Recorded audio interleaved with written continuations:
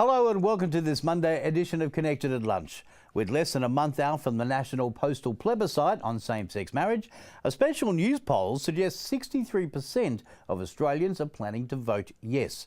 Today on the show, we discover how the plebiscite will work. Plus, we find out the latest news from the Queensland Times newsroom. But first, let's get you connected with some fantastic events around the region. Brisbane Festival and Datacom, in association with the Tivoli, present Orpheus. Orpheus is an utterly joyous night out with all the glamour of the 1930s music hall, with lashings of song, food and wine.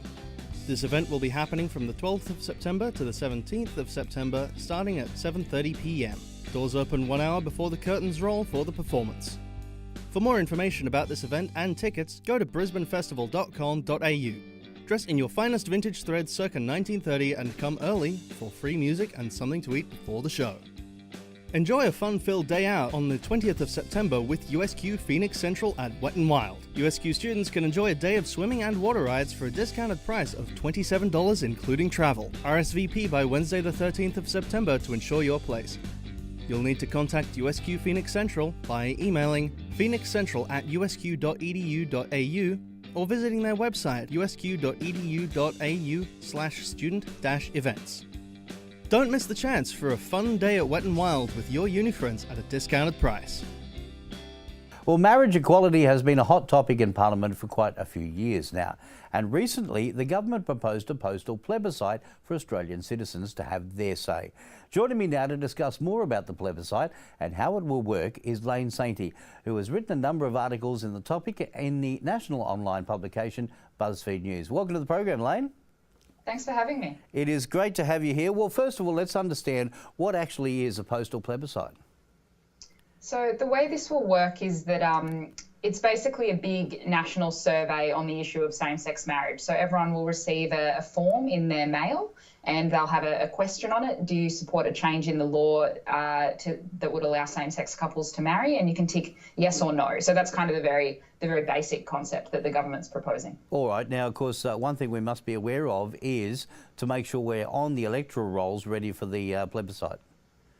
That's correct. And the deadline for enrolling is August 24. So make sure that you have enrolled or have updated your address with the Australian Electoral Commission by August 24 midnight to make sure you can get a say in the postal survey. Now, is it like any other election or a sort of decision being made where if the yes vote comes through, it's automatically in law, or is it something else that goes to further debate?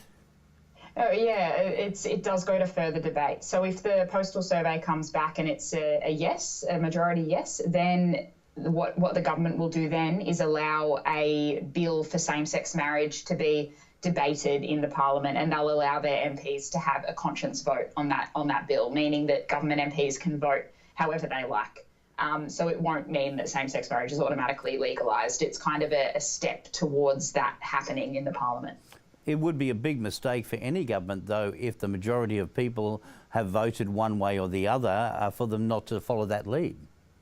That's correct. Yeah, it would be. It would be very, I would say, a very unwise decision for any government to do so. But it's still the case that it's not. It is not automatic, the legalisation. I think social media, and you probably, because you're an online publication, social media, you would attest, is very much a litmus test for anything like this. Overwhelmingly, you see the majority of support on Facebook and things like that. You do. I probably, because I cover this issue a lot, I spend a lot of time looking at pages on Facebook or on Twitter that are people who don't support same-sex marriage or who don't support LGBTI rights more generally. And I think that there is quite a large sentiment out there for no. Polling definitely suggests that the yes vote is more prevalent in Australia, and I think it's pretty safe to say that a majority of Australians do support same-sex marriage.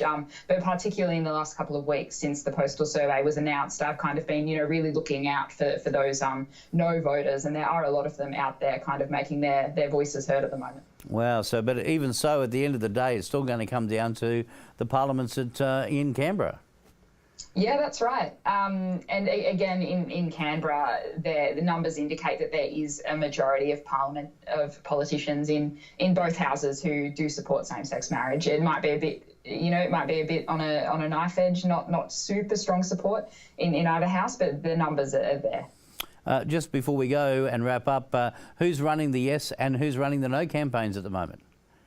So the Yes campaign is this group called the Equality Campaign in partnership with Australian Marriage Equality, and some other people involved in that campaign include the Labor Party, the Greens, a bunch of the trade unions, and other kind of rights groups. The No campaign are kind of joined at the moment under this banner group called the Coalition for Marriage, and that's the Anglican and Catholic Church leaders, in particularly in the Sydney diocese, the Australian Christian Lobby, and various other family and traditional values groups.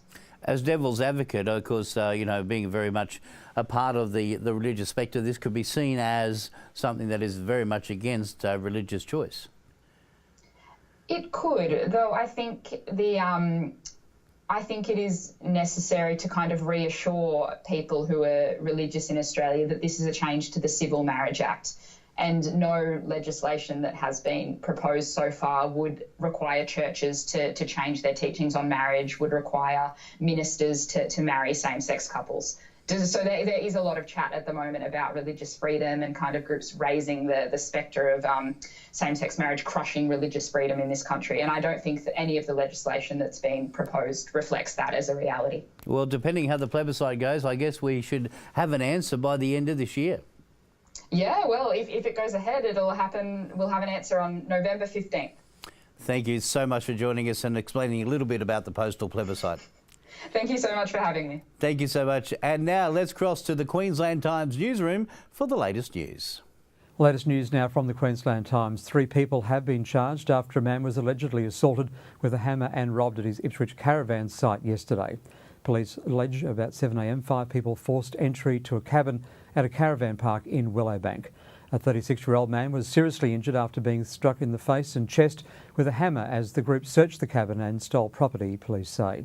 He underwent surgery in hospital where he remains with serious but non-life-threatening injuries to his face, chest and body. Ipswich detectives arrested and charged 3 suspects after they were found on Limestone Street, Ipswich, 12 hours after the incident.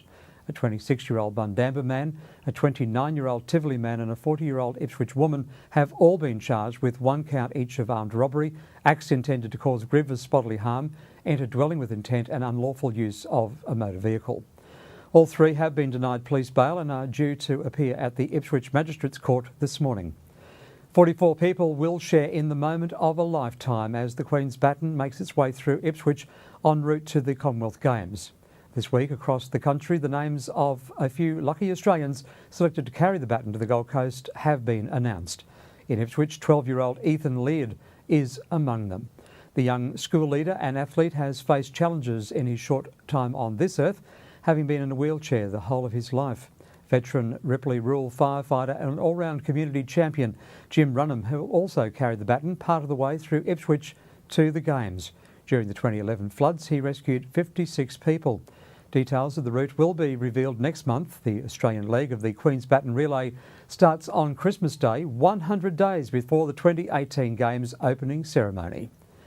Ipswich paramedics are spending hours waiting in hallways for their patients to be admitted. Since August last year, paramedics have raised the issue as a major problem in Ipswich. Ipswich Hospital's monthly figures tracking the amount of time it takes to admit patients who arrive at the emergency department via ambulance were improving.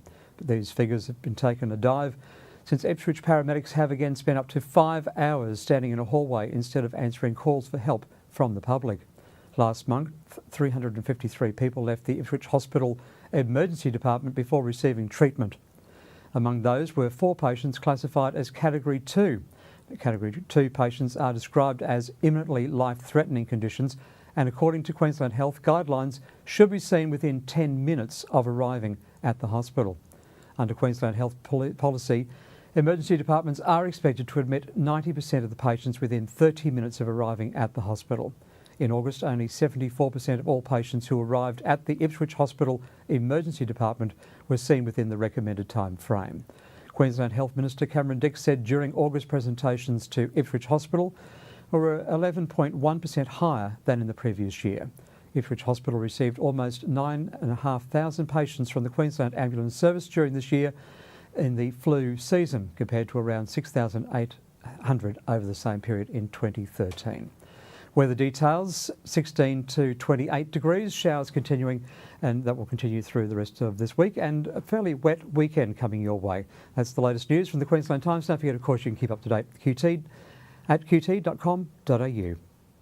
And thanks to the newsroom for that. To keep up to date with the latest news that matters, subscribe to the Queensland Times by visiting qt.com.au. Coming up on the show tomorrow, we have magic in the air as one of South East Queensland's most sought-after illusionists performs live for us here in this very studio.